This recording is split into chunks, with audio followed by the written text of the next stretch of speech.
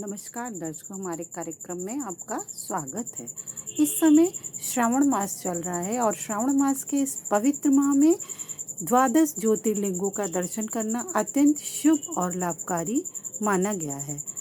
इसके पहले की वीडियो में मैंने आपको प्रथम ज्योतिर्लिंग सोमनाथ और द्वितीय ज्योतिर्लिंग मल्लिकार्जुन के बारे में बताया। उसके लिंक मैं इस वीडियो में सेंड कर दे रही हूँ, आप चाहें तो उसे वहाँ से देख सकते हैं। आज मैं आपको तीसरे ज्योतिर्लिंग के बारे में बताने जा रही हूँ, जो है महाकालेश्वर का ज्योतिर्लिंग। यह परम पवित्र ज्योतिर्लिंग मध्य प्रदेश के उज्जैन नगर में है। पुण्य सलिला क्षिप्रा नदी के तट पर स्थित उज्जैन प्राचीन काल में उज्जैनी के नाम से विख्यात था।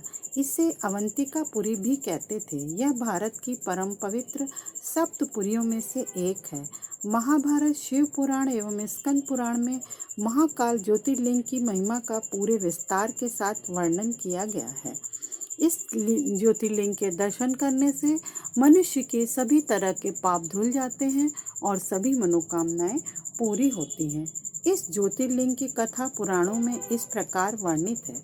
प्राचीन काल में उज्जैनी में राजा चंद्रसेन राज्य करते थे।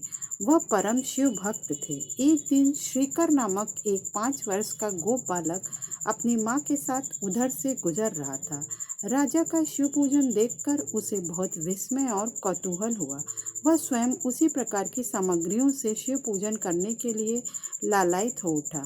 सामग्री का साधन न जुट पाने पर लौटते समय उसने रास्ते से एक पत्थर का टुकड़ा उठा लिया।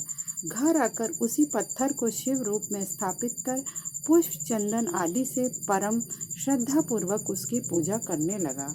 माता भोजन करने के लिए बुलाने आई, किंतु वह पूजा छोड़कर उठने के लिए किसी भी प्रकार तैयार नहीं हुआ। अंत में माता ने झल्लाकर पत्थर का वह टुकड़ा उठाकर दूर फेंक दिया। इससे बहुत ही दुखी होकर वह बालक जोर जोर से भगवान शिव को पुकारता हुआ रोने लगा। रोते रोते अंत में बेहोश होकर वहीं गिर पड़ा। बालक की अपने प्रति यह भक्ति और प्रेम देखकर भोलेनाथ शिव अत्यंत प्रसन्न हो गए। बालक ने जैसे ही होश में आकर अपने नेत्र खोले, उसने देखा कि उसके सामने एक बहुत ही भव्य और अति विशाल स्वर्ण और रत्नों से बना हुआ मंदिर खड़ा है। उस मंदिर के अंदर एक बहुत ही प्रकाशपूर्ण भास्वर तेजस्वी ज्योतिर्लिंग खड़ा है। बच्चा प्रसन्नता और आनंद से विभोर होकर भगवान शिव की स्तुति करने लगा। माता को जब यह समाचार मिला, तब दौड़कर उसने अपने प्यारे लाल को गले से लगा लिया। पीछे राजा चंद्रसेन ने भी वहां पहुंचकर उस बच्चे की भक्ति और सिद्धि की बड़ी सराहना की।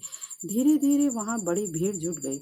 इतने में उस स्थान पर हनुमान जी प्रकट हो गए।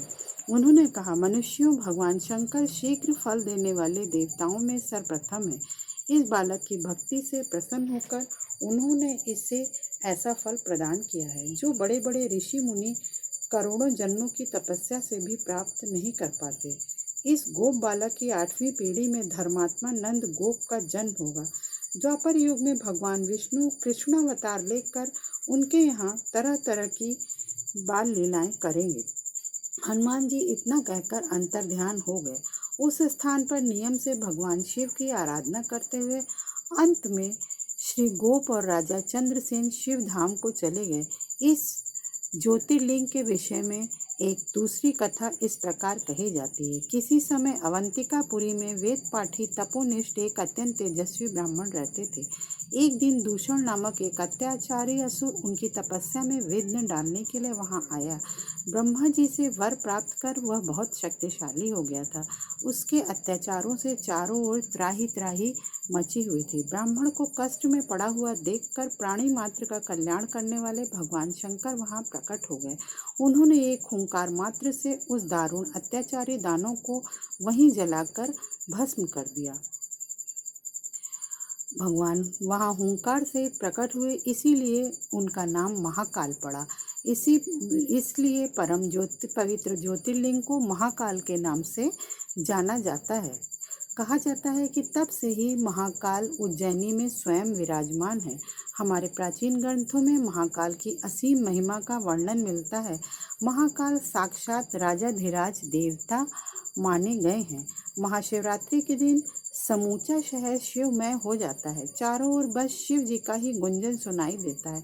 सारा शहर बाराती बनकर शिव विवाह में शामिल होता है।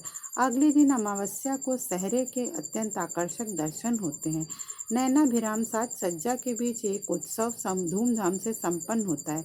भगवान शिव की यह नगरी भक्ति रस में आकंठ डूबी नजर आती है।